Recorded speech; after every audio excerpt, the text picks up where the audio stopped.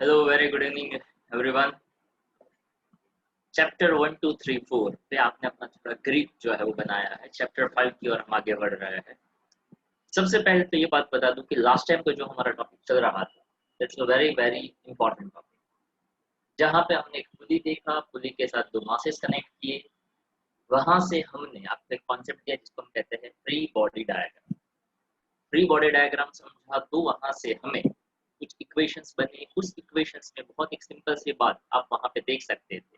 If you just look at here, यहाँ पे ये एक पॉइंट हमने देखा था कि अगर मान लो ऐसा कोई पुली कनेक्टेड हो, और अगर ऐसा कोई पुली कनेक्टेड हो तो वहां से किस हिसाब से आप उसका एक्सेलरेशन जो है वो फाइंड कर सकते हैं। ओके, तो उस केस में ये बहुत ही काम का पॉइंट बनता है। प्लस हमने जो वर्कआउट किया था वो भी मैं आपको बता दूं कि देखिए हमने ऐसा समझा था कि that's called as a pulley problem. यहाँ पे ऐसा समझाने का ट्राई किया कि अगर मान लो दो मासेस, यहाँ फिगर से पता चलता है कि किसका मास ज्यादा है और किसका मास कम है। जस्ट हम ऐसा कहते थे कि ये जो पूरी प्रॉब्लम है वहां पे ये जो M1 greater than M2, bigger mass smaller mass, of course bigger mass नीचे जाएगा, स्मॉलर मास ऊपर जाएगा। बिगर मास नीचे पुल करेगा, इसलिए किसकी वजह से वो पुल करेगा? तो कभी वेट फोर्स की वजह से पुल करेगा। तो लास्ट टाइम पूरे वीडियो में और जनरली लेक्चर इसलिए इम्पोर्टेंट होते हैं ताकि नोट्स जो है वो तो प्रिंट फॉर्म में है, वो बोलकर अपने को समझा नहीं देता। अगर ऐसा ही सब कुछ हो जाता तो क्या कहना यार। ओके, बट ये प्रैक्टिकली पॉसिबल नहीं हो सकता है। ओके, तो यहाँ पे हमने लास्ट लेक्चर में ऐसा समझाया कि weight force always downward direction में होता है, normal force always upward direction में होता है। ओके, और जिन लोगों की लेक्चर्स जो है, ओके, जैसे लास्ट टू लास्ट टाइम या तो उससे पहले भी हमारा डिस्कशन हो चुका है कि कुछ कुछ स्टूडेंट्स ऐसे हैं जिसके रेगुलरली चारों के चारों लेक्चर वो अटेंड कर रहे हैं। तो इसका मतलब ये है कि जो लोगों का नहीं अटेंड हो रहा है, या तो वो विलिंग नहीं है अटेंड करने के लिए, या तो उसके पास कहीं ना कहीं से कोई ना कोई एक्सक्यूज रेडी है वो अटेंड ना करने के लिए। ओके, अगर आपका हर एक सब्जेक्ट्स में ऐसा हो रहा है मतलब ये कि आप भी कहीं ना कहीं पे लेक कर रहे हैं। वो आपका जो लेकिंग पार्ट है उसको इम्प्रोवाइज करिए तो ही रिजल्ट इम्प्रूव होगा, तो ही पढ़ाई बनेगी। और एक बात अच्छी तरह से दिमाग में रखिए कि ये जो मेथड आप अभी पढ़ रहे हो वो बेस्ट मेथड ही है अगर आप पढ़ना चाहते हो तो। आने जाने का टाइम बच रहा है, आपके पास इनफ टाइम है। ओके, तो अगर आज का लेक्चर या तो कोई भी दिन का लेक्चर आपका मिस आउट होता है तो रात को 8:30 या 9 बजे के बाद तो आई थिंक किसी का कोई लेक्चर नहीं होता होगा। ओके, आई कैन अंडरस्टैंड, रात को 9:30 से 10:30 थोड़ी ना कोई फिजिक्स पढ़ता है सर। ओके, फिजिक्स का नशा, ऊपर से आपकी आवाज का नशा। ओके, और पूरे दिन की थकान, तो वो लेक्चर तो बहुत ज्यादा अच्छी नींद दे सकता है आपको। ओके, बट नेक्स्ट डे आप ट्राई कर सकते हैं, मॉर्निंग में ट्राई कर सकते हैं। ओके, और अगर पढ़ना है तो ट्राई आप ही को करना है, टाइम टेबल आप ही को बनाना है। उसमें दिक्कत आती है तो आप मुझसे पूछ सकते हैं कि सर टाइम टेबल कैसे बनाना है, थोड़ी हेल्प कर दीजिए। कर देंगे, वो भी हेल्प कर देंगे, भी समझा देंगे। ओके, अगर कहीं पे सब कुछ पाइल अप हो जाता है, सब कुछ मिक्स हो जाता है, कहाँ पे कितना क्या टाइम देना वो नहीं समझ में आता है, तो वो भी आप डिस्कशन कर सकते हैं। But it's very important, discussion नहीं करोगे तो बात तो नहीं समझ में आएगी। ओके, और बाकी के लोग जैसे कर रहे हैं वैसे ही आप भेड़ बकरों की तरह पढ़ते जाओगे तो कुछ नहीं होगा। चीजों को समझना, it is very very obvious कि अगर मैंने इस ऑब्जेक्ट को छोड़ दिया तो ऑफ कोर्स वो कहाँ जाएगा? नीचे। डोंट वरी, मैंने नीचे हाथ रखा। ओके, आपको ऐसा लगा क्या है फोन छोड़ दिया? अरे नहीं रे, फोन मेरा है तो मैं तो क्या करूंगा ना, हाथ नीचे रखा था, थोड़ा स्क्रीन में नहीं दिख रहा था। अब जैसे ऑब्जेक्ट को मैंने छोड़ दिया वो नीचे गया तो आपको ऑब्वियस नीचे तो जाएगा। अरे क्यों गया? Because of its mass. Okay, अगर मान लो मैं यहाँ पे एकदम हल्का सा एक छोटा सा बिट्स ऑफ पेपर लेता, छोड़ता, तो जितनी स्पीड से वो मोबाइल नीचे गया उतनी स्पीड से वो शायद नहीं जाता। पैदल ले लेता, थोड़ा धीरे धीरे धीरे धीरे जाता। क्यों? क्योंकि उसका मास कम है, पर दोनों को ग्रेविटी तो पुल कर ही रहा है। तो वो कॉन्सेप्ट मैंने यहाँ पे समझाया था कि वेट फोर्स ऑलवेज नीचे लगता है। यहाँ पे ये जो टी था, वैसे यहाँ पे नाम नहीं लिखा हुआ है, पर तब मैंने बोला था, that's why lectures are important. यहाँ पे काफी सारी बातें हैं वो हम बताते हैं, समझाते हैं। Okay, there is a small drawback. Okay, वो ये है कि मुझे, जैसे वो सोशल स्टडीज में नहीं लिखते थे टीचर सब कुछ line to line, line to line, line to line, ऐसा मैं लेक्चर नहीं ले सकता हूँ। That is my drawback. Okay, मुझे ऐसा अच्छा नहीं लगता है, मुझे ज्यादा मजा आता है एक्सप्लेनेशन। ओके, ताकि अगर मैं लिखने पे फोकस करूंगा तो एक्सप्लेनेशन कहीं छूट जाएगा, और एक्सप्लेनेशन अगर छूट गया तो उस लिखे हुए का तो कोई मतलब ही नहीं है। So here you have to understand. जैसे मैंने यहाँ पे टी लिखा है, पर टी का नाम टेंशन है, वो तो मैंने बोला। तो जो बंदा, जो स्टूडेंट क्लास में हो चाहे यहाँ पे हो, अगर वो अटेंटिव है तो ही उसके दिमाग में रहेगा हाँ यार वो जो टी है ना वो टेंशन है। ओके, लिखा हुआ दिखता है वो याद जल्दी रहता है, वो बात बरोबर है।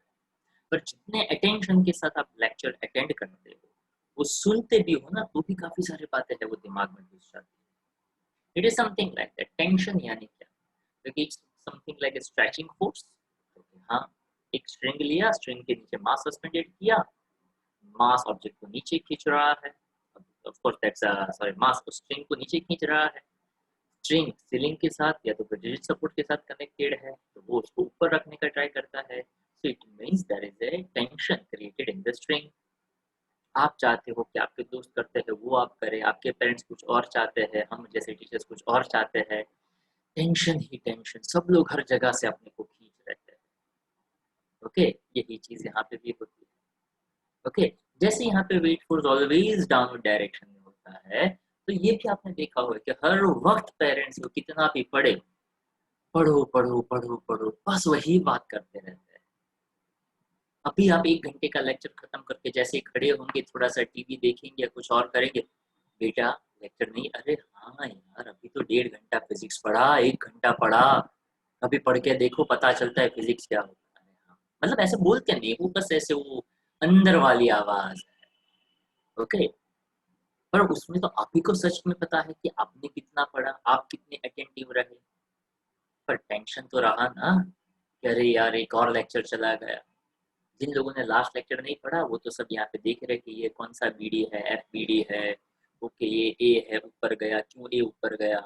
जो लोग लेक्चर अटेंड नहीं करते ना, उसको सिर्फ और सिर्फ क्वेश्चंस ही होते हैं, और वो ऐसे क्वेश्चंस जिसका कोई मतलब नहीं होता। ओके, अगर थोड़ा सा कॉमन सेंस यूज करूँ तो पता चल जाए। अगर मान लो मैं ऐसा कहता हूँ, जिस बंदे को कुछ भी ना पता और ऐसा मैं कह दूँ, पढ़ना आता है तो क्या, हाँ क्या लिखा है, पुली प्रॉब्लम, ओके पुली देखा है तो क्या देखा है, तो ये क्या होगा, तो डेफिनेटली कहेगा पुली होगा। पुली के ऊपर ये क्या होगा, क्योंकि कॉमन सेंस की बात है, पुली यानी वो जैसे वो वेल में से पानी निकल, रस्सी, स्ट्रिंग, हाँ हाँ हाँ, तो ये क्या होगा। तो यहाँ पे ऐसा लिखने की जरूरत नहीं है, there is a one string. Okay, अब यहाँ पे M1 M2 लिखा है, तो there is no need to mention M1 and M2 और मासेस। ओके, हाँ नोट्स में ऐसा लिखना पड़ता है ताकि वो एग्जाम पॉइंट ऑफ व्यू है। Okay, this is lecture is for understanding purpose. अब यहाँ पे मैंने लिखा है M1 is greater than M2, but it is very obvious, it's common sense. यहाँ ये नीचे गया, हाँ ये ऊपर गया, हाँ कब कोई चीज नीचे आएगी अगर कनेक्टेड है तो, अरे उसका मास ज्यादा होगा तो नीचे आएगी, जिसका मास कम है वो ऊपर जाएगी। फिर भी स्टूडेंट बेचारा क्या करता है, इधर M2 लिख दे, इधर M1 लिख दे, और इधर M1 ग्रेटर देन M2 लिख दे। ओके, तो ऐसा मत पढ़िए। अगर इधर M2 लिखते हो, इधर M1 लिखते हो, और फिर भी आप M1 ग्रेटर देन M2 लेके जा रहे हो, यार ऐसा तो कैसा पढ़ाई हुआ। इधर M2 लिखा, इधर M1 लिखा, तो इधर कौन बड़ा हो गया, क्योंकि M2 ग्रेटर देन M1 हो गया। तो जो लोग सिर्फ रट्टा मारते हैं, जो लोग सिर्फ याद रखते हैं हाँ M1 इक्वल टू M1 की माइनस M1 की माइनस, वो बेचारे गलती करें। पर जो समझते हैं, अगर मान लो मैं ऐसा कह दूं कि M1 बड़ा मास यानी बड़ा M, छोटा मास यानी छोटा M, तो उन बेचारों को ये इक्वेशन में गड़बड़ हो जाएगी। सर हमने तो M1 M2 सोचा था, आप तो कैपिटल M और स्मॉल M पे दे रहे हो, यहाँ पे दोनों स्मॉल M है, तो हम क्या करें। अरे भाई दिमाग का यूज करो, और धीरे धीरे यूज करते जाओगे तो ही फिजिक्स आपको सपोर्ट करेगा। ओके, बाकी भेड़ बकरियों की तरह काफी लोग पढ़ रहे हैं, काफी लोग पढ़ा रहे हैं। ऐसा पढ़ने का आज नहीं तो कल क्या ड्रॉबैक है वो सबको पता पता चल जाता है। तो just try to understand the things. जब तक नहीं समझा तब तक फिजिक्स कोई साथ नहीं देता। एंड हाँ, यहाँ पे समझने के लिए कोई ज्यादा एक्स्ट्रा ऑर्डिनरी चीजों की जरूरत नहीं है। Use a little common sense. जो आप इधर उधर देखते हैं उन्हीं चीजों को आप अप्लाई करें तो आपका काम ज्यादा आसान हो सकता है। FBD का मतलब मैंने कहा था फ्री बॉडी डायग्राम। यहाँ पे कोई ऑब्जेक्ट है, उसके ऊपर लगने वाले कौन कौन से फोर्सेस हैं। अगर वैसे आपने देखा होगा ना, ये इक्वेशन मैंने बनाया, तो अगर ये फोर्स है, लॉ ऑफ होमोजेनिटी याद करिए चैप्टर 2, उसमें से कहा था anything is equal to something minus something. तभी मैं ऐसा कर सकता हूँ जब इसके डायमेंशंस और इसके डायमेंशन सेम हो। तो हाँ यार, मास इनटू एक्सेलरेशन क्या होता है, तो फोर्स होता है। तो m1 इनटू जीबी क्या होगा, तो वन काइंड ऑफ फोर्स, उसको हम कहेंगे वेट फोर्स। तो टी भी क्या बना, तो टी भी फोर्स ही बना। इट शोज दैट कि आपने जो पढ़ा सेकंड चैप्टर में कि किसी की इक्वल कोई भी वैल्यू लिखते हो, जैसे मैंने कहा था ना, मास में से मास सब्ट्रैक्ट करो, केजी में से केजी सब्ट्रैक्ट करो तो क्या बचता है। तो आप कहते हो केजी में से केजी सब्ट्रैक्ट करो तो केजी ही बचता है, यानी kilogram minus kilogram, that is only kilogram. वही फंडा यहाँ पे अप्लाई करना होगा कि मास इनटू एक्सेलरेशन। इसको ऐसे समझिए कि अगर एक ट्रेन है, उसका इंजन जो है वो ए से बी की ओर जा रहा है, मतलब यहाँ से यहाँ जा रहा है। तो उसके जो कोचेस है, वैगन है, डिब्बे है, तो उसके साथ कनेक्टेड है, वो कहाँ जाएंगे। कॉमन सेंस, या जहाँ इंजन जाएगा उसी के पीछे पीछे तो जाएंगे ना। ओके ठीक है। अगर मैं कहता हूँ इंजन का स्पीड 50 किलोमीटर पर आवर है, then what will be the speed of last wagon. Of course same. क्यों, इंजन आगे है, डिब्बा तो कहीं ना कहीं पीछे है, तो हाँ तो क्या हुआ, डिब्बे थोड़ी ना अपनी वजह से चलता है, वो किसकी वजह से चलता है, तो इंजन की वजह से चलता है। तो जो स्पीड इंजन का है वही तो डिब्बे का यानी कुछ इसका हो। कॉमन सेंस है यहाँ है। उसको कहते हैं connected problem. Okay, connected problem. Problems है ना यहाँ पे एक्चुअल प्रॉब्लम, मेरा ये प्रॉब्लम है ऐसा प्रॉब्लम नहीं, प्रॉब्लम यानी न्यूमेरिकल। जैसे यहाँ पे देखा ना pulley problem, it's not consider as a pulley का problem. Pulley related questions that we call as a problem. Okay, हम काफी बार काफी नाम को अलग तरीके से लेने लगते हैं, इसलिए चीजें समझ में कम आती हैं। ओके, पुली प्रॉब्लम्स यानी पुली सिचुएशंस। पर पुली सिचुएशन से मैं कहूंगा तो फिजिक्स वाला फील नहीं आएगा, और वो फील तो बहुत ही काम का है। तो इसलिए हम यहाँ पे एक इक्वेशन बनाते हैं कि एक ही स्ट्रिंग है, ये ऑब्जेक्ट नीचे जाएगा तो ऑफ कोर्स ये ऑब्जेक्ट कहाँ जाएगा, ऊपर जाएगा। ऐसा इमेजिन करिए कि खुली होता है, यहाँ पे दो लोग होते हैं, जैसे वो आप नहीं कहते वो सीसो खेलते हैं ना, सीसो गार्डन में कहीं पे अपने छोटे हो तब के, तो आप तो शायद नहीं खेलेंगे, ताकि साइज काफी बड़ा हो जाता है आप लोगों का, मतलब बड़े बच्चे हो गए हैं आप, तो वो अब नहीं खेलते होंगे शायद। ओके, तो वहां पे ऐसा हम देखते हैं सीसो में कि एक एक बंदा नीचे आता है तो दूसरा बंदा अपना ऊपर चला जाता है। तो यही चीज यहाँ पे है कि एक ही स्ट्रिंग के साथ कनेक्टेड है, एक्सेलरेशन नीचे लगा, एक्सेलरेशन का डायरेक्शन नीचे दिखाया, ये ऑब्जेक्ट नीचे जाएगा तो ऑफ कोर्स ये ऑब्जेक्ट कहाँ जाएगा, ऊपर। अब यहाँ पे ये स्ट्रिंग थी, ये स्ट्रिंग चाहती है कि ये ऑब्जेक्ट ऊपर रहे। ओके, पर ये मास नीचे लेकर जा रहा है। ये स्ट्रिंग भी चाहती है कि ये ऊपर ना जाए और उसको वेट फोर्स बैलेंस करके रखे, पर वो भी नहीं हो रहा है, ऑब्जेक्ट तो बेचारा ऊपर ही जा रहा है। So in that case, we can say tension in the string always towards the support. जो हमें सपोर्ट करते हैं ना, वही हमें ज्यादा टेंशन देते हैं। ओके, आपके घर से बाहर निकलकर चौथी वाली गली के 4th फ्लोर पे रहने वाले क्या शर्मा अंकल आपको कभी टेंशन देते हैं कि बेटा पढ़ बेटा पढ़। कौन शर्मा अंकल, कौन सा घर, कौन सा चौथा माला। ऐसे ही एग्जाम्पल दे रहा हूँ। मतलब आपके घर से बाहर निकलकर जो आपको पहचानता नहीं है, उसको आपका टेंशन भी नहीं है। पढ़ना है तो पढ़, नहीं पढ़ना है तो मत पढ़ भाई। तो टेंशन हमें वही देते हैं जो हमें सपोर्ट करते हैं। ओके, तो फिजिक्स भी यही कहता है, स्ट्रिंग जिसके साथ कनेक्टेड है इसलिए तो टेंशन है। Okay, just imagine that. वैसे वो सुनकर अच्छा लगेगा कि मान लो कि पापा या मम्मी आपको पढ़ने के लिए कभी कुछ ना कहे तो सो रिलैक्स, ऐसा नहीं होगा। ओके, सो ऐसा सोचिए। ओके, ऐसी इधर उधर की बातें नहीं सोचेंगे, वो बोलेंगे। क्यों ऐसा? ताकि वो आपका अच्छा चाहे, इसलिए वो आपको बोलेंगे। ओके, उसी तरह जस्ट इमेजिन दैट कि मैं ऐसा कहता हूँ कि यहाँ टेंशन जीरो हो गया। पता है कब टेंशन जीरो होगा? क्योंकि जब यहाँ से टूट जाएगा। अब टूट गया तो काहे का स्ट्रिंग, काहे का टेंशन? तो टेंशन ही नहीं रहा, स्ट्रिंग ही नहीं रहा, तो इस सिस्टम का क्या करेंगे? सिस्टम का ही कोई मतलब नहीं रहा। तो आइडिया ये सिंपल सा है कि जब भी आप स्ट्रिंग देखेंगे, टेंशन टुवर्ड द सपोर्ट होता है। यहाँ पे एक्सेलरेशन नीचे है और टेंशन ऊपर है। तो यहाँ पे मैंने ये जो रेड लाइन बनाई ना, वो ऐसा शो करवाता हूँ मैं कि आप देखिए कौन से एरो कौन सी डायरेक्शंस में है, कौन कॉमन एंगल्स है। तो एफबीडी जो फ्री बॉडी डायग्राम बनाते हैं, वहां पे हमारा फोकस होता है फोर्स के लिए इक्वेशन बनाना, यानी मास इनटू एक्सेलरेशन के लिए इक्वेशन बनाना मैं चाहता हूँ। तो मास इनटू एक्सेलरेशन, m1 मास था तो उसका एक्सेलरेशन नीचे है, तो इसी की डायरेक्शन में किसका एरो है? तो 1 2, इसमें से कौन सा एरो इसकी डायरेक्शन में है? तो क्या m1। तो यहाँ पे एक्सेलरेशन किसकी वजह से हुआ? तो क्या वेट फोर्स की वजह से हुआ। तो उसको पॉजिटिव ले लो। उसकी ऑपोजिट डायरेक्शन में उसी लाइन में कौन है? उसी से कनेक्टेड कौन है? तो टेंशन, यहाँ पे टी बना। कभी कभार आगे एक दो क्वेश्चन शायद ऐसे भी आएंगे जहाँ पे T1 T2 T3 अलग अलग स्ट्रिंग्स होगी, अलग अलग एक्सेलरेशन शायद बनेंगे। वो जब प्रॉब्लम आएगा तब देखा जाएगा। तो अभी तो यहाँ पे टेंशन सेम है ना। दूसरा फ्री बॉडी डायग्राम, ऑब्जेक्ट कहाँ गया? ऊपर गया, टेंशन भी ऊपर लग रहा है, वेट फोर्स नीचे लग रहा है। ताकि वेट फोर्स तो बेचारा नीचे ही लगेगा, ताकि ग्रेविटी कहाँ पुल करता है? नीचे। अगर इस ऑब्जेक्ट को मैं यहाँ से ड्रॉप करूँ, यहाँ से ड्रॉप करूँ, यहाँ से ड्रॉप करूँ, या यहाँ से बाहर जाकर छत से ड्रॉप करूँ, ऑब्जेक्ट कहाँ जाएगा? कॉमन सेंस नीचे जाएगा। अगर मैं इस ऑब्जेक्ट को ऐसे हवा में ऊपर थ्रो करूँ ना, तो भी बाद में कहाँ जाएगा? नीचे ही जाएगा।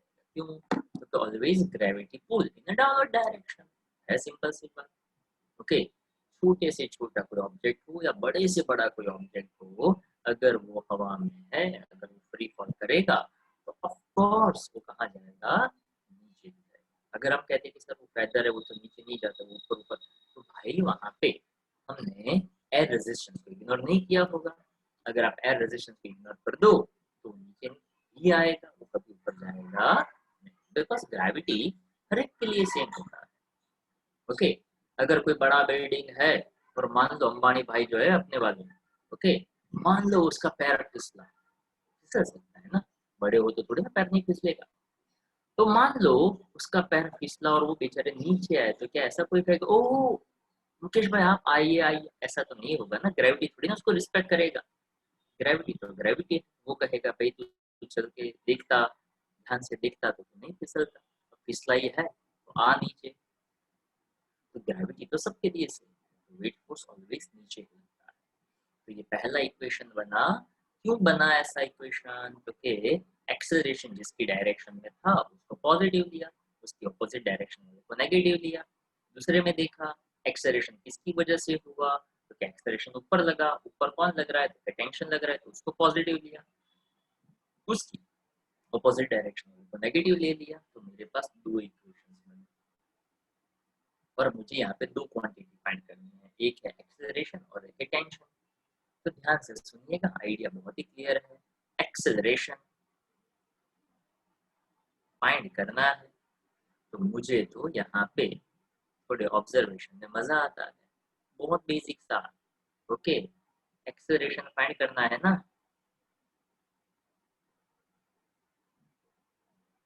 एक्सेलरेशन फाइंड करना है ना, तो दो इक्वेशन को क्या करेंगे? ऐड करेंगे। याद रखने से जल्दी पता चल जाएगा। देखो मैंने लेफ्ट लेफ्ट को ऐड किया, राइट राइट को ऐड किया, जैसे ही राइट वाले को ऐड किया माइनस की प्लस की cancel, T cancel, m1 m2 common, यहाँ पे a m1g minus m2g upon m1 plus m2 में कह सकता हूँ। अब ये जो मैंने कहा उससे आगे, वैसे मैं आपको बता दूं एग्जैक्टली ऐसा ही पॉइंट आपको नोट्स में अच्छी तरह से, मतलब अच्छी तरह से इन द सेंस ये जहाँ पे जैसे मैं लिख रहा हूँ उस तरीके से आपको नहीं मिलेगा। so you have to note down in the notebooks। Okay, तो आपको अपनी नोटबुक में मेरे साथ साथ या तो लेक्चर के बाद आपको वो लिख लेना चाहिए। ठीक है, तो अगर आप बाद में भी लिख लेते हो, बाद में भी वीडियो देखकर आप सब कुछ लिख सकते हैं। तो देखो, इसको लिखने का एक तरीका है, A is equals to m1 minus m2 into g upon m1 plus m2, ऐसा कह सकता हूँ। दूसरा, मैं यहाँ पे इसको ऐसे भी लिख सकता था m1g minus m2g, जिसको मैं कह सकता हूँ net pulling force upon total mass, यानी टोटल फोर्स अपन टोटल मास, फोर्स अपन मास होता क्या है, एक्सेलरेशन। तो यहाँ पे देखने के तरीके हैं। m1 माइनस m2, इसलिए m1 माइनस m2 आया ताकि यहाँ पे कंडीशन दिया था m1 बड़ा m2 छोटा। अगर मैं ऐसा कहता कैपिटल M बड़ा कैपिटल M स्मॉल m छोटा, if capital M is greater than small m होता, तो फॉर्मूला यही, रिश्ता वही, सोच नहीं। ओके, नहीं कह रहा, नहीं कह रहा। ओके, काफी लोग ऐसा ही कहते हैं कि रिश्ता वही और सोच नहीं। ओके, बट यहाँ पे यही का यही फॉर्मूला है, बस उसको देखने का एक नजरिया अलग रखना। अब यही चीज को मेरे पास फिर से दो इक्वेशन है और अब मुझे फाइंड करना है टेंशन।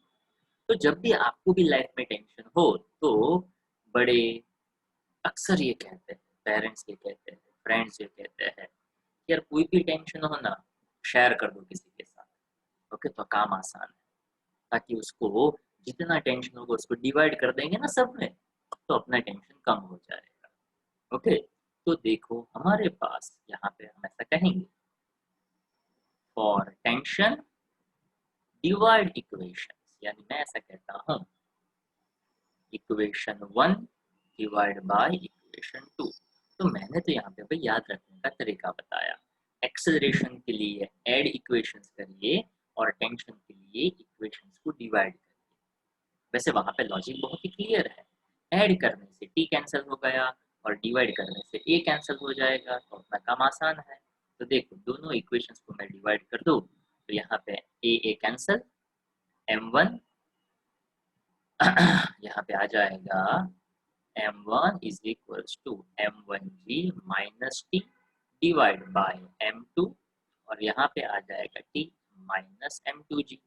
अब मुझे t फाइंड करना है, तो आपके पास बहुत ही सिंपल सा आइडिया है, सिंपल मैथ्स है, cross multiplication, m1t m1 m2g m1 m2g minus tm2, ये भी t वाला माइनस के साथ, ये t वाला प्लस के साथ, तो प्लस वाला वैसे अपने को बहुत अच्छा लगता है, तो इसको इधर शिफ्ट करो तो इसको इधर शिफ्ट करो, वैसे देखा जाए तो दोनों वैल्यू सेम टू सेम है। तो टेंशन यहाँ पे m1 प्लस m2 कॉमन, मतलब सॉरी t कॉमन और m1 प्लस m2 कर दिया, और m1 m2g इधर आएगा तो एक और m1 m2g, यानी हम कह सकते हैं twice of m1 m2g। Tension is equal to 2m1 m2g upon m1 plus m2। वैसे ये फॉर्मूला आपको काफी बार डायरेक्टली याद रखना पड़ सकता है, पर जिस स्टूडेंट्स ने ये इक्वेशंस कैसे बने, एफडीडी मैंने कैसे बनाया वो समझ लिया, दो इक्वेशंस को कैसे डिवाइड करना है वो समझ लिया, एक दो बार प्रैक्टिस करने से वो परफेक्ट दिमाग में सेट हो ही जाता है, जो सेट करना चाहे उसके दिमाग में। वैसे टेंशन यानी फोर्स मैंने कहा था, तो क्या हाँ चेक कर लो, इसका यूनिट मास इंटू जी, यानी kg into metre per second square. Okay, नीचे है m plus m, kg per kg, only kg, kg cancel, kg metre per second square, यानी mass into acceleration, mass into acceleration is what, force. तो ultimately dimensionally तो ये tension equals to force ही बना ना, वही मैं कह रहा हूँ। पर यहाँ पे ऐसा बताया कि टेंशन का फॉर्मूला मिलता है 2 into m1 into m2 into g upon m1 plus m2। This is like a force formula. तो टेंशन का फॉर्मूला और एक्सेलरेशन का फॉर्मूला बहुत ही काम के फॉर्मूला है। इस तरह से एफपीडी बनता है, इस तरह से ये बनता है। मैं तो ये सजेस्ट करता हूँ कि होमवर्क में ना दो, फिर भी आप ये पूरा पुली वाला टॉपिक यहाँ टेंशन तक आज फिर से 3 बार लिखो, तो दिमाग में से कोई नहीं हटा सकता। ताकि यहाँ पे आप ये सीधा सीधा समझोगे तो आगे थोड़ा जाने के बाद वहाँ पे एक ऐसा ट्रैक आएगा या तो आप कहेंगे उसको इंक्लाइंड प्लेन आएगा, वहाँ पे भी ये फंडा लगे रहेंगे। पर याद रखा होगा एक्सेलरेशन के लिए इक्वेशंस बनाइए और उस इक्वेशंस को ऐड करिए। मैंने यहाँ पे सिमिलरिटी बताई थी, अगर किसी के दिमाग में स्ट्राइक ना हुआ हो तो फिर से बता दूं। एडिशन में भी ये आता था, एक्सेलरेशन में भी ये आता था, तो ये सिमिलरिटीज में कहना चाहता था। For acceleration add equations, for tension divide equations. Add करने से टी कैंसिल हो जाता है, डिवाइड करने से ए कैंसिल हो जाता है, तो आपका काम आप आसान कर सकते हैं। ठीक है, ये पूरा का पूरा हमने नोट्स में दिया है, पर ऑफ कोर्स जब मैं एक्सप्लेन करता हूँ तो थोड़ा नोट्स से अलग ही होता है। ओके, थोड़ा सा अलग होता है। ओके, ताकि नोट्स के अंदर जो दिया जाता है वो ट्रेडिशनल तरीका होता है, वो दिया जाता है, और हम काफी बार थोड़ा सा नॉन ट्रेडिशनल चलते हैं। यहाँ पे directly m a is equals to m g minus T, capital M small m लिया मैंने, M1 M2 लिया because that gives more clarity, ऐसा मुझे लग रहा था। ये एक्सप्रेशन का फॉर्मूला बन गया, और यहाँ पे ये टेंशन का फॉर्मूला बन गया। ठीक है, अब आता है एक छोटा सा टॉपिक जो काफी काम का है। Okay, what is friction? तो friction is not new for us. Friction तो हर वक्त हर रोज लगता ही रहता है। ओके, तो वो जो पॉइंट है वो आपके दिमाग में आना चाहिए। ओके, फ्रिक्शन जो है वो वैसे देखा जाए तो रोज बरोज हम फ्रिक्शन के साथ काम करते रहते हैं। फ्रिक्शन ना हो तो कोई काम ही नहीं होता है। ओके, वैसे जैसे हम सुबह जागे, चलना शुरू कर सकते हैं, चल तब सकते हैं जब फ्रिक्शन। ओके, अगर चलते चलते रुकना चाहे तो रुक भी तब सकते हैं जब फ्रिक्शन। ओके, पढ़ते वक्त अगर हम लिख रहे हैं, लिख तभी सकते हैं जब वहां पे फ्रिक्शन। ओके, तो फ्रिक्शन एक ऐसा कंपोनेंट, एक ऐसा पार्ट है हमारी लाइफ का, अगर फ्रिक्शन ना हो तो कुछ नहीं हो सकता है। तो यहाँ पे हम फ्रिक्शन को बहुत अच्छी तरह से समझने का ट्राई करते हैं। तो यहाँ पे दो सरफेस के बीच में जब फ्रिक्शन लगता है तो एक ऑब्जेक्ट एक डायरेक्शन और दूसरा उसकी अपोजिट डायरेक्शन में जो फोर्स लगाता है, there is a force between two surfaces. In a simple terms we can say that friction, but in that case we can say that two forces in opposite directions. Okay, it's something like that कि अगर मान लो मैं ऐसा कहता हूँ कि इस surface के ऊपर ये ऑब्जेक्ट मैंने रख दिया, तो उसका मतलब ये है कि आप ऐसा कह सकते हो कि इसका ये जो सरफेस है आपका होगा एकदम स्मूथ सरफेस। ओके, मैं कहूंगा ये सरफेस तो क्या आपको ये भी एकदम स्मूथ है। मैंने इसके ऊपर इस स्मूथ सरफेस को रखा और मैं इसको टिल्ट करूँ तो आपको एकदम नीचे आ गया, बहुत अच्छी बात है।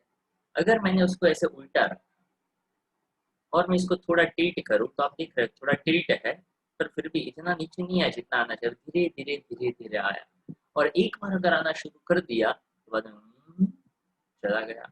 पर अगर मान लो मैं ऐसी दो सरफेसेस रखूं, इसका भी ये रफ, इसका भी ये रफ, ऐसी रफ सरफेसेस में रखो और इसको थोड़ा सा टिल्ट करूँ तो ये नहीं हिला, थोड़ा और टिल्ट करो तो भी ये नहीं हिला, थोड़ा और टिल्ट करो और एकदम से नीचे आ गया।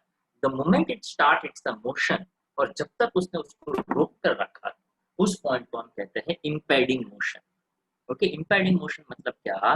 क्योंकि जब वहां पे फ्रिक्शन लग रहा था तो एक पॉइंट के बाद उसने जस्ट मूव करना स्टार्ट किया। वो मूव कब तक नहीं कर रहा था तो एक सरफेस दूसरे सब्जेक्ट को अपोज कर रहा था। तो यहाँ पे आप देख सकते हैं whenever a body moves or tends to move over the surface of another body. Okay, अगर मैं ऐसा कहता हूँ कि ये सरफेस इधर है, ये ऑब्जेक्ट इधर है, अब बताओ दोनों के बीच में कितना फ्रिक्शन है? आपको भी कुछ नहीं। क्यों? तो क्या फ्रिक्शन तो तब लगेगा जब दोनों एक दूसरे के कांटेक्ट में आएंगे। मान लो आपने कुछ गलती की और आज ऐसा आपको अल्टीमेटम मिल गया, तर वो परावा दे जो પછી કહો, मतलब अगर आप पापा से डरते हो तो, अदरवाइज मम्मी हो सकती है, अगर किसी से डरते हो, ये गलती के आज तेरे पापा आए होंगे ना, तो अगर मान लीजिए लॉकडाउन वॉकडाउन कुछ ऐसा नहीं होता और आपने प्लान बनाया कि पापा आए उससे पहले मैं बाहर निकल लूं, आप पापा से मिले ही नहीं, आपको पता था आज रात पापा कहीं टूर वूर जाने वाले, उसका जॉब ऐसा हो तो वो 8 साढ़े 8 बजे ट्रेन के लिए निकलने वाला है, मैं 9 बजे घर पे जाऊंगा। अब आप और पापा मिलते तो फ्रिक्शन होता, तो वो आपको डांटते, क्योंकि वैसे फोन पे डांट सकते हैं पर वो आमने सामने वाला वो मजा नहीं आता ना। तो आइडिया बहुत ही सिंपल सा है, फ्रिक्शन तो तभी लगेगा जब दो बॉडी एक दूसरे के कांटेक्ट में आए। So the force come into the play which acts parallel to the surface of contact and oppose the relative motion. That is called the contact force. Contact force मतलब क्या है कि अगर मान लो एक इंसान है, उसके आगे दूसरा इंसान खड़ा है, अगर वो कहते हैं कि उसको धक्का देना है तो धक्का देने के लिए उसके कांटेक्ट में आना बहुत जरूरी है। अगर मान लो हम यहाँ पे ऐसा कहें कि ये एक इंसान यहाँ पे है और उसके बाजू में यहाँ पे एक दूसरा इंसान है, ये एक इंसान खड़ा है यहाँ पे और दूसरा इंसान खड़ा है यहाँ पे। ओके, मान लीजिए कि इंसान है, हाँ, अगर ये मान लो कि ये गिर गया और वो पीछे देखे कि अरे यार इसने धक्का दिया, तो ये कहेगा यार पॉसिबल ही नहीं है यार, मैं तो सोशल डिस्टेंसिंग मेंटेन कर रहा था, मैं तुझसे कितना दूर हूँ, अब मैं कहाँ धक्का देने आया। ओके, पर अगर मान लो इन दोनों के बीच में सोशल डिस्टेंसिंग नहीं मेंटेन होता, वो एक दूसरे के एकदम बाजू बाजू में होते और अगर ये गिरता तो शायद हम कह सकते कि इसने धक्का दिया। तो धक्का देने के लिए कांटेक्ट में आना जरूरी था, that is called as a contact force. अगर मान लो ये कोई मूवी का सीन होता और ये कोई थोड़ा तगड़ा टाइप का विलन होता जिसके हाथ में गन होती। ओके, यहाँ पे गन ड्रॉ करने के बजाय लिख देता हूँ ताकि गन ड्रॉ करना वैसे इजी है, पर यहाँ ड्रॉ करना है इसलिए इसके मान लो इसके हाथ में गन है और ये डबल सोशल डिस्टेंसिंग मेंटेन कर रहा है, वो यहाँ पे खड़ा है, तो भी क्या गन का इसके साथ कांटेक्ट में आना जरूरी है? कोर्स क्यों? क्योंकि इस बंदे को इतना तो कॉमन सेंस है कि यार इसके हाथ में गन है, अगर मैं नहीं भागूंगा तो इसका कोई भरोसा नहीं है, वो तो फायर करेगा, फायर करेगा तो गोली ना थोड़ी ना पूछ कर आएगी कि भाई आऊं या नहीं आऊं। ओके, मतलब क्या, तो कि इसको पता है कि अगर मैं उसकी रेंज से बाहर हो जाऊंगा तो ही अब मैं बच सकता हूँ, वरना अपना बचना मुश्किल है। तो यहाँ पे कांटेक्ट में आना जरूरी नहीं था। ओके, तो उसको भी एक टाइप का फोर्स कहते हैं, उसको कहते हैं फील्ड फोर्स। जैसे ग्रेविटेशनल फील्ड आता है, इलेक्ट्रिक फील्ड आएगा, वो फील्ड के अंदर है। ओके, अगर मान लो यहाँ पे जैसे वो मूवीज वगैरह में एक विलन ने दूसरे को कहा फोन करके कि भाई तू ये काम कर वरना मैं तुझे गोली मार दूंगा, अभी वो सोच रहा है कि यार मैं कहीं और हूँ, ये कहीं और है, इसका कोई इंसान तो कहीं दिख नहीं रहा है जो मुझे गोली मार सकेगा, तो ऑफकोर्स उसकी रेंज से बाहर है। अगर रेंज से बाहर है तो डरने की कोई जरूरत नहीं है। अगर एक इंसान आपको फोन करके कहे कि मैं तुझसे 5 किलोमीटर दूर हूँ, ये काम कर दे वरना तुझे मैं उड़ा दूंगा, अरे यार 5 किलोमीटर से आप हमें उड़ा सको, ऐसा अभी कोई बुलेट, उसका कोई गन एग्जिस्ट नहीं करता है, तो अपने को डरने की कोई जरूरत नहीं है। मतलब क्या था कि आप उसकी रेंज से बाहर है। तो फ्रिक्शन तभी लगेगा जब कोई ऑब्जेक्ट कांटेक्ट में आएगा। तो एक होता है जिसको हम कहते हैं कांटेक्ट फोर्स और एक होता है जिसको हम कहते हैं फील्ड फोर्स। अब यहाँ पे फ्रिक्शन लाने के लिए उसने बता दिया कि डायरेक्शन ऑफ मोशन और फोर्स ऑफ फ्रिक्शन दोनों एक दूसरे से कैसा रहेगा, अपोजिट डायरेक्शन में। अब यहाँ पे दो फिगर देने का कोई वैसे मतलब नहीं है, पर सिर्फ दिया हुआ है। Okay, and according to Newton second law of motion कितना वो जाएगा, तो जितना फोर्स लगाएंगे उतना जाएगा, जितना फोर्स लगाएंगे उतना उसके अंदर वेलोसिटी चेंज होगा, that gives a change in momentum. तो यहाँ पे वो इतना ऑब्वियस है कि डायरेक्शन ऑफ फ्रिक्शन मतलब direction of motion and friction both are in opposite direction. Okay, ये जो पूरा का पूरा पोर्शन है वहां पे आई इंसिस्ट पढ़ना है और लिखना एक बार तो सब समझ में आ जाएगा, ताकि इसमें जो टेक्निकल पॉइंट्स है वो मैं आपको क्लियर करवा दूंगा, बाकी जो है वो सब कुछ थ्योरी थ्योरी थ्योरी है। ओके, अब देखिए, अब यहाँ पे आता है कंपोनेंट ऑफ कांटेक्ट फोर्स। अब ये कंपोनेंट वर्ड है ना, उसके लिए आपको याद होना चाहिए आपका चैप्टर 4। चैप्टर 4 में आपने देखा था कि vector resolve in the two components and that two components are perpendicular to each other. जिसने बनाया थीटा वो बनाता है कॉस थीटा। वो बातें हमने ऐसे ही नहीं की थी, तो जिसको वो चैप्टर 4 क्लियर है उसको ये ज्यादा क्लियर होगा। तो यहाँ पे देखो, जब भी किसी के कोई भी कंपोनेंट बनेंगे ना तो कंपोनेंट ऑलवेज एक दूसरे से परपेंडिकुलर। कंपोनेंट यानी क्या? पे जैसे अगर हम कहते हैं कि हम नॉर्मल इंसान है, if we think about body parts like eyes, अगर हम कहें दो आंखें हैं तो हम कहेंगे एक लेफ्ट है एक राइट है। अगर हम कहेंगे दो ईयर्स, एक लेफ्ट वाला एक राइट वाला। जैसे दो हैंड्स, एक लेफ्ट वाला एक राइट वाला। दो लेग्स, एक लेफ्ट वाला एक राइट वाला। नोज, वो तो एक ही होता है। ओके, नोस्ट्रिल की बात करें तो बात अलग है, पर नाक तो एक ही है ना। तो जिस तरह से बॉडी पार्ट्स में हम ऐसे बाइफरकेट करते हैं, एक लेफ्ट एक राइट एक लेफ्ट एक राइट, उसी तरह से जब भी कोई क्वांटिटी के कंपोनेंट्स होते हैं तो कंपोनेंट ऑलवेज एक दूसरे से परपेंडिकुलर रहेंगे। मेन क्वांटिटी जो है वो एक एंगल बनाएगा, थीटा बनाएगा, और जिस साइड थीटा बनाया वही उसका एडजेसेंट साइड बना, और जो बनाता है एडजेसेंट साइड वही बनता है कॉस थीटा। ये सभी बातें दिमाग में क्लियर, उतना ये सब समझ में आएगा। अब ध्यान से सुनिएगा, it is something like that कि अगर मान लो इस ऑब्जेक्ट को मैं ऐसे खींच रहा हूँ तो ये स्ट्रेट गया, इसके ऊपर फोर्स ऐसे लगा तो क्या, हाँ, फ्रिक्शन कहाँ लगा तो इसके ऑपोजिट डायरेक्शन में। मान लो कि ये मोबाइल नहीं होता, ये मेरा हाथ नहीं होता, ये एक ट्रॉली बैग होता, या तो एक बड़ा सा हैवी बॉक्स होता, या तो ऐसा कोई ऑब्जेक्ट होता कि जिसको आप ऐसे सीधा पुल नहीं कर रहे हो, आपने क्या किया, इसको थोड़ा सा ऊपर उठाया, तो यहाँ पे मेरे हाथ और इस ऑब्जेक्ट के बीच में यहाँ पे एक एंगल फॉर्म हुआ। यहाँ पे तो आपने एक एंगल बनाया और बाद में आपने उसको खींचा, तो आपने जो फोर्स लगाया वो फोर्स इससे पैरेलल नहीं लगाया, फ्रिक्शन भी इसके पैरेलल नहीं लगेगा। आपने इस सब्जेक्ट को थोड़ा सा टिल्ट किया। अब जैसे ही मैंने टिल्ट किया तो यहाँ पे कुछ कुछ बातें जो हमने लास्ट लेक्चर में डिस्कस की थी, weight force always downward and normal force always perpendicular। अब इस बात को ध्यान से सुनिए। ओके, ये ऑब्जेक्ट है, ये उसका नॉर्मल फोर्स है, ठीक है, ये उसका नॉर्मल है और ये उसका वेट फोर्स है। अब अगर मैं इस ऑब्जेक्ट, ये ब्लैक पेन दिख रहा होगा आप लोगों को, एक ही है, चलो इसी से काट लेते हैं। ओके, तो ये है weight force always downward, normal force always perpendicular. अब ध्यान से देखिएगा, मैं इस ऑब्जेक्ट को टिल्ट कर रहा हूँ तो आप देख सकते हो सिर्फ इसकी पोजीशन में चेंज आ रहा है, क्योंकि वैसे देखा जाए तो दोनों की पोजीशन मेंटेन रही। कैसे मेंटेन रही, क्योंकि ऑब्जेक्ट ऐसा था तो weight force downward, normal force perpendicular. अब जैसे मैंने इसको टिल्ट किया तो वेट फोर्स कहाँ है, नीचे ही है, तो क्या हाँ, ये नॉर्मल ही है, तो क्या हाँ। अब ऐसे करते करते मैंने ऐसा कर दिया तो भी नॉर्मल फोर्स कहाँ लग रहा है, नीचे लग रहा है, और नॉर्मल वेट फोर्स नीचे लग रहा था और नॉर्मल परपेंडिकुलर लग रहा था। फिर भी देखने दिखने में डिफरेंस आया। पहले नॉर्मल ऐसा अपवर्ड था, ये सरफेस इंक्लाइंड होता गया, तो नॉर्मल भी उसके साथ इंक्लाइंड होता गया।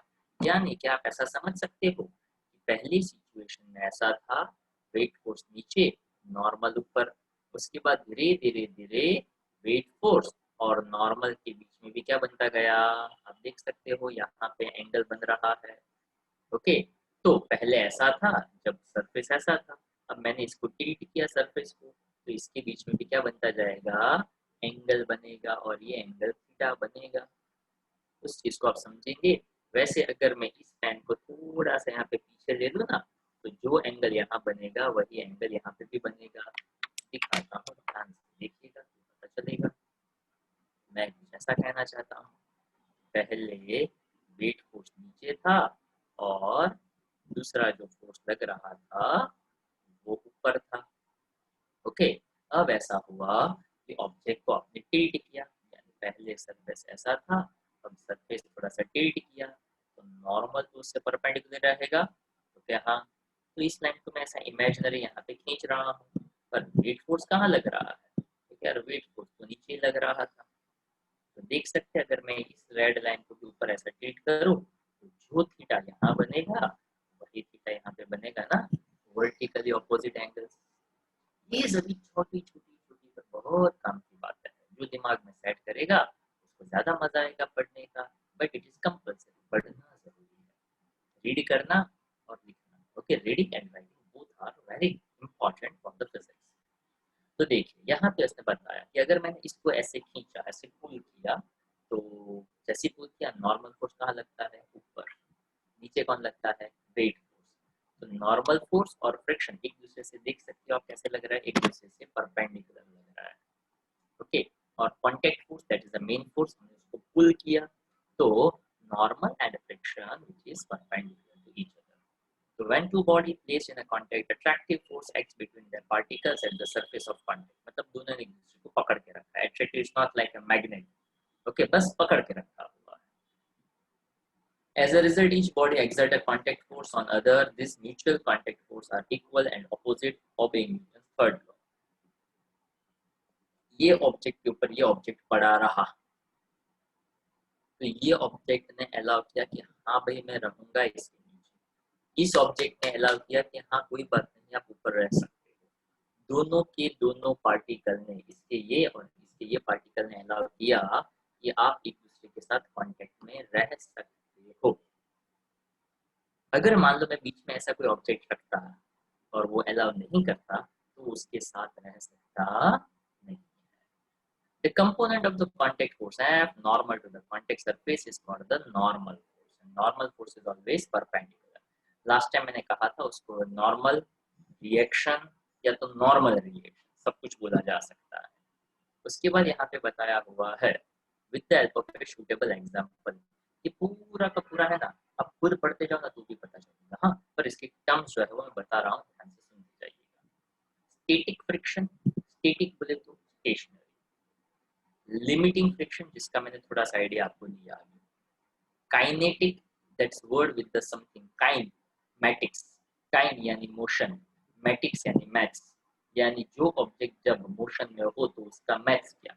तो काइनेमैटिक्स यानी जब भी कोई ऑब्जेक्ट मोशन में हो तो लगने वाला फ्रिक्शन. जैसे मान लो कोई गाड़ी बिगड़ गई है, आप धक्का दे रहे हो. Okay, that's very difficult to push the car. Okay, ताकि उसका वेट ज्यादा है. वेट ज्यादा है तो वेट फोर्स ज्यादा है. वेट फोर्स ज्यादा है तो उसके ऊपर लगने वाला नॉर्मल भी तो ज्यादा है.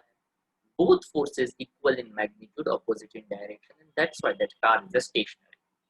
जब आपका फोर्स बढ़ जाएगा उसके वेट फोर्स से ज्यादा, और एक बार कार थोड़ा सा मोशन में आने लगेगा, नाउ इमेजिन दैट कि थोड़ी कार चल रही है और सिर्फ पीछे से आपको धक्का देना है, पहली सिचुएशन. और दूसरी सिचुएशन जहां पे कार स्टेशनरी है, थोड़ी हवा कम है व्हील्स में, और बाद में आपको धक्का देना है, डेफिनेटली आपको लगेगा यार first situation is more feasible. Already वो मोशन में है, थोड़ा बहुत तो ही सही, मतलब कहीं स्लोप से जा रहा है, गाड़ी रुकने वाला था, फटाफट धक्का देने लगे, तो हम अकेले अकेले भी उसको थोड़ा तो पुश कर ही सकते हैं. But if car is stationary, then there is also friction, that is called the static friction. When object is stationary, when any object in a motion, it's called as a kinetic friction. यहाँ पे बताया है show that the static friction is a self-adjusting. self-adjusting मतलब क्या? तो कि car को आपने धक्का दे दिया, मान लो कार थोड़ी थोड़ी चल रही है, उसके बाद अगर आप फ्रिक्शन फोर्स देना बंद कर दो तो क्या होगा? मतलब ऑब्वियस कार रुक जाएगा. ऐसे कैसे रुक गया? फोर्स रुक जाएगा. क्यों? क्योंकि वहां पे कार के टायर और रोड के बीच में एक फ्रिक्शन डेवलप हो जाएगा, जिस वजह से वो कार धीरे धीरे करते करते करते वापस रुक जाएगा. ओके, वो अपने आप को फिर से एडजस्ट कर लेगा और वहां से रुक जाएगा. तो यहाँ पे वो सभी बातें बताई, उसी को यहाँ पे फिगर के थ्रू समझाने का ट्राई किया है. वैसे ये क्वेश्चन वो पढ़ने वाला है, कॉन्सेप्चुअल है, तो डोंट थिंक दैट कि आप पूछा tema के थ्रू लखा है એવું બધું આ બધા ક્વેશ્ચન્સ જનરલી ના પૂછે. Okay, just try to understand the basic concept of physics subject and how is it differ from the other subjects. કેમેસ્ટ્રીમાં કદાચ એવું ના હોય કે બધું જ ના પૂછે, ઘણું બધું પૂછાય, એમાં દરેક ક્વેશ્ચન્સ લર્ન કરવાના એવું બને. I don't know about the chemistry. Okay, chemistry teachers guide you more a better way. Biology में दरेक लाइन लर्न करवानी હોય भी खरी ना भी હોય, आई डोंट. पर जहां तक मुझे ख्याल है, पता है, वहां पे मैंने अपने स्टूडेंट से ऐसा सुना है कि सर बायोलॉजी में हर एक वर्ड आपको याद होना चाहिए, कौन से पेज पे, कौन सी पैराग्राफ में कौन सा वर्ड कहाँ पे है, इतना परफेक्शन से होना चाहिए हमारा. होता होगा. फिजिक्स में एक पेज, 2 पेज, 3 पेज, 10 पेज का चैप्टर हो तो पहले 5 या 6 पेज से कुछ नहीं पूछा जा सकता है, ऐसा भी हो सकता है. और लास्ट के 2 पेज में से पूरा 30 मार्क का पेपर बना सकते हो, ऐसा भी हो सकता है। ये फिजिक्स का रिक्वायरमेंट। तो यहाँ पे अगर मैं ऐसा ही क्वेश्चन दूं कि जो एग्जाम में पूछा जाएगा, तो नोट्स ही नहीं बनेगा, पता ही नहीं चलेगा। ओके, तो यहाँ पे थोड़ा सा कॉम्बिनेशन होता है, पढ़ने वाले क्वेश्चन, पढ़कर समझने वाले क्वेश्चन, समझकर याद रखने वाले क्वेश्चन, तो आपको आइडेंटिफाई करना पड़ता है। वैसे लेक्चर में बताया जाता है कौन से टाइप का क्वेश्चन है, पर मैं ऐसा नहीं लिखता type 1, type 2, type 3। It comes with the understanding, और वो अंडरस्टैंडिंग डेवलप करना पड़ता है। वो कोई बॉटल का ढक्कन नहीं है जिसको मैं चाहूँ और खोल। ओके, अगर आप चाहते हो तो आपका वो बंद खुल सकता है। That's what is the understanding. The force of friction F comes into the action which balance the applied force. बहुत सिंपल सी बात है। अगर मान लो कि ये कोई मोटा इंसान होता, वो एक जगह पे बैठा है, अगर बाजू में कोई दूसरा इंसान आएगा और उसको कहे भाई थोड़ा साइड में हट, मोटा इंसान देखेगा अरे भाई नहीं हटता। तो जब वो सिर्फ बैठा है तो weight force and normal force in equilibrium. पर बाजू में आया हुआ इंसान जब उसको पुश करेगा, तो मोटे इंसान को लगेगा अभी ये क्या मुझे धक्का देगा। पर धीरे धीरे जब उसका एक्सटर्नल फोर्स बढ़ता जाए, तो मोटे इंसान को लगेगा कि यार मैं मूव हो सकता हूँ, अब मुझे मूव नहीं होना है, तो तब वो फोर्स लगाना चालू करेगा। It means whenever we applied an external force at the same time, frictional force also increases। जैसे जैसे आप अपना एक्सटर्नल फोर्स बढ़ाते जाओगे, वैसे वैसे फ्रिक्शन बढ़ता जाएगा। कोई हैवी बॉक्स हो, अगर मान लो हैवी बॉक्स को मैं ऐसे उंगली से पुश करूं तो क्या वो हिलेगी? अगर मैं अपने हाथों से फोर्स दूं तो शायद पॉसिबल। मतलब क्या, जैसे जैसे मैं फोर्स बढ़ाऊंगा वैसे वैसे वो ऑब्जेक्ट अपना फ्रिक्शन भी बढ़ाएगा, और वो भी अपने वेट फोर्स के हिसाब से। अगर वेट फोर्स ज्यादा तो फ्रिक्शन ज्यादा, ऐसी बात है। जितना वेट फोर्स उतना ही normal force, when that is in equilibrium. तो ये जो फिगर है वो अपने को ये समझाने का ट्राई करता है कि जैसे फ्रिक्शन एक्शन फोर्स लगाया, यहाँ पे स्टैटिक फ्रिक्शन लगा जो इसकी अपोजिट डायरेक्शन में लगेगा। ये बी फिगर है, वहां पे भी देखा जाए ना तो सेम टू सेम फिगर ही दिख रहा है अपने को। Okay, look at the C and look at the D. Okay, तो यहाँ पे धीरे धीरे ऑब्जर्व करने वाला पॉइंट बताता हूँ, ध्यान से देखिएगा। ताकि 6 फिगर है तो of course same to same तो नहीं होगा ना, देखोगे ना। So if you observe the size of these and these arrow, compare with the size of these and these arrow, क्या ऐसा लग रहा है ए के रिस्पेक्ट में बी में फिगर में एरो बड़े हैं? हाँ यार, उसका मतलब ये कि जब जितना फोर्स दिया तब उतना फ्रिक्शन लगा, फोर्स बढ़ाया फ्रिक्शन भी बढ़ा। अब ये एरो के रिस्पेक्ट में सी फिगर में एरो देखो तो क्या लग रहा है इससे इसका एरो और बड़ा है। हाँ यार, जैसे जैसे एक्सटर्नल फोर्स बढ़ाता गया वैसे वैसे फ्रिक्शन अपने आप बढ़ता जाएगा। मान लो आप पंजा लड़ा रहे हो कोई हैवी इंसान के साथ, अब हैवी इंसान सोचेगा कि क्या यार तुम मुझे हराएगा, तो पहले ऐसे खेलने के लिए खेल रहा है, ऐसे नॉर्मल हाथ रख रहा है। धीरे धीरे धीरे धीरे आपने फोर्स बढ़ाया तो उसको लगेगा कि यार इसमें भी दम है, अब अपने को भी दम दिखाना पड़ेगा। तो जैसे जैसे आप फोर्स बढ़ाते जाओगे वैसे वैसे वो भी फोर्स बढ़ाएगा। But if you notice that यहाँ पे एफ एस लिखा था सी में, पर डी में लिखा है एफ एस मैक्स, यानी मैंने फोर्स बढ़ाते बढ़ाते बढ़ाते मैक्सिमम फ्रिक्शन तक फोर्स बढ़ाया। मतलब अब ये ऑब्जेक्ट इतना ज्यादा फ्रिक्शन नहीं दे सकता है। तो सी डी फिगर से ई फिगर में आओ तो वहां पे आपको वेलोसिटी देखने को मिला। यहाँ एफ एस स्टैटिक था, यहाँ पे एफ के देखने को मिला। यानी अब ऑब्जेक्ट मोशन में है, ऑब्जेक्ट मोशन में हो तो भी वहां पे फ्रिक्शन लगता है, जिसको हम कहते हैं काइनेटिक फ्रिक्शन। गाड़ी स्टेशनरी है तो भी फ्रिक्शन, कार मोशन में है तो भी फ्रिक्शन, चलने के लिए भी तो फ्रिक्शन चाहिए ना। अगर टायर और रोड के बीच में फ्रिक्शन ही नहीं होता तो कार कहाँ से चलती। ओके, तो जब यहाँ पे फोर्स बढ़ा तो ऑब्जेक्ट का वेलोसिटी इस एक्सटर्नल फोर्स की डायरेक्शन में देखने को मिला, और ऑफ कोर्स फ्रिक्शन तो अपोजिट डायरेक्शन में होता है। धीरे धीरे धीरे वेलोसिटी बढ़ता गया, so we can observe the acceleration also in the direction of force। तो यही जो 6 फिगर जो मैंने आपको समझाई, यहाँ पे वो सब कुछ लिख कर दिया है। तो जिसने क्वेश्चन को ध्यान से सुना, ओके, एक और बार अगर आप वीडियो से फिर से रिपीट करेंगे सुनेंगे तो आपको और अच्छी तरह से पता चलेगा। ओके, जब भी आप वीडियो देखते हो तो वीडियो अच्छा लगे तो लाइक करिए, ओके, दूसरों को भी हेल्प करिए, अगर उसने सब्सक्राइब नहीं किया तो आप उसको भी बोलिए। ओके, तो ज्यादा से ज्यादा लोग उसको देखे समझे, वो जरूरी है। ओके, और दूसरे के सीखने से आपका अंडरस्टैंडिंग कभी कम नहीं होगा। ओके, दूसरों को सिखाने से आपका अंडरस्टैंडिंग डेफिनेटली और बढ़ेगा ही बढ़ेगा। Okay, I know that it is a competitive as. Okay, तो वो दूसरों को सिखाने से आपका कंपटीशन नहीं बढ़ने वाला है। ओके, तो ऐसा दिमाग से निकाल देने का। तो अभी ये जो 6 फिगर का मैंने एकदम आराम से आपको समझाया, उसको अगर आपको समझना हो तो फिर से वीडियो देखिए, फिर से समझिए, और उसके बाद यहाँ नीचे दिया हुआ आराम से पढ़िए, लाइन टू लाइन हर एक चीज समझ में आ जाएगी। ओके, तो जहां से वो एफ एस से एफ एस मैक्स में गया, मतलब उसको हम कहते हैं लिमिटिंग फ्रिक्शन। वो एक लिमिट तक आ गया कि बस यार अब एक्सटर्नल फोर्स मत दो वरना मुझे मूव होना पड़ेगा। फिर भी हमने तो फोर्स दिया और उसको क्या होना पड़ा, मूव होना पड़ा। The maximum force of a static friction which comes into a play when the body just starts moving. Of course, अब मैंने इतना फोर्स लगा दिया कि अब तुम ऑब्जेक्ट को हिलना ही पड़ेगा, तो उसको हम कहेंगे मैक्सिमम फ्रिक्शन लग रहा था, पर उसकी एक नहीं चली और ऑब्जेक्ट को मोशन में आना पड़ा। And the surface of another body is called limiting friction. On the motion has begun, the force of friction decreases and a smaller force is now necessary to maintain uniform motion. गाड़ी को धक्का दे रहे थे, धक्का देते देते देते देते एक मोमेंट ऐसा है कि गाड़ी जस्ट मूव होने वाला था और उसी मोमेंट पे आप छोड़ देते, गाड़ी में धक्का वहीं रुक जाता। पर देते देते देते आपको ऐसा लग रहा है कि बस अब थोड़ा सा ही फोर्स देना है और गाड़ी मोशन में आ जाएगा। That वहां से उस स्टैटिक से आप काइनेटिक फ्रिक्शन में कन्वर्ट हो गए। ऐसा यहाँ पे F = Fk, that means the kinetic friction.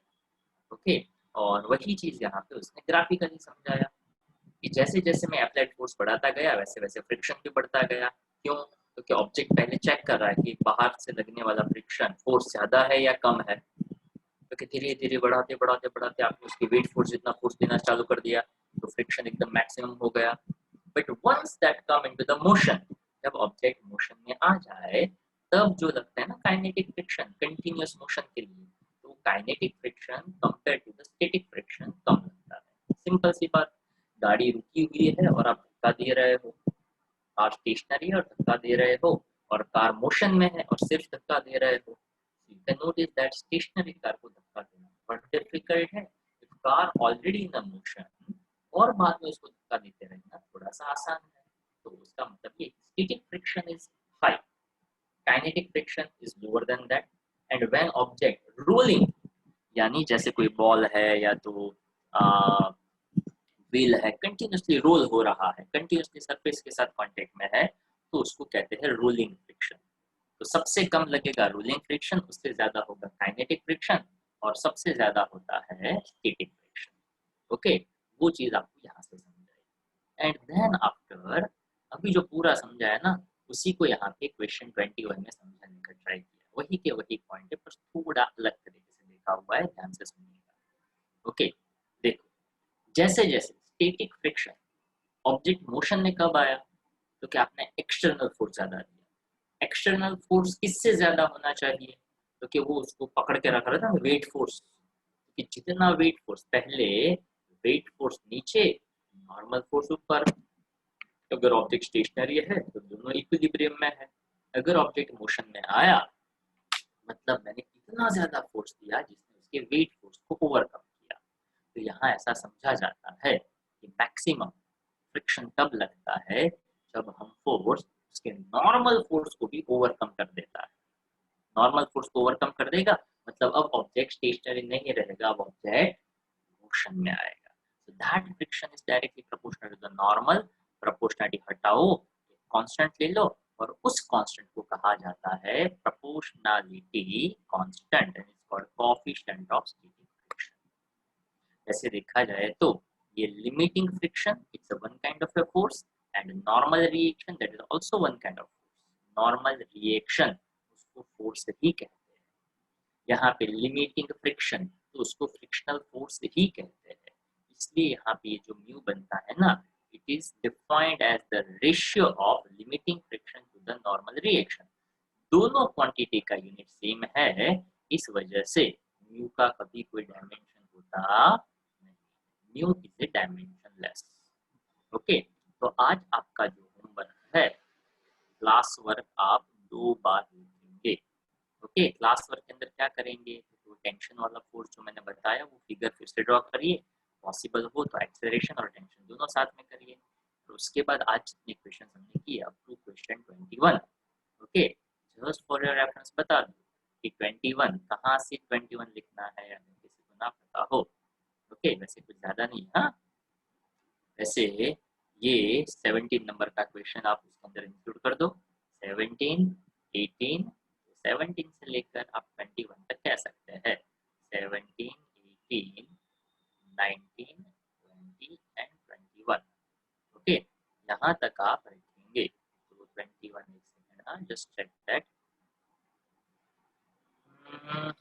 21 करने का कि नहीं करने का, 21 करने का, 17, 18, 19, 20, 21। ओके, तो अभी हम यहाँ तक रखते हैं। I hope it's clear.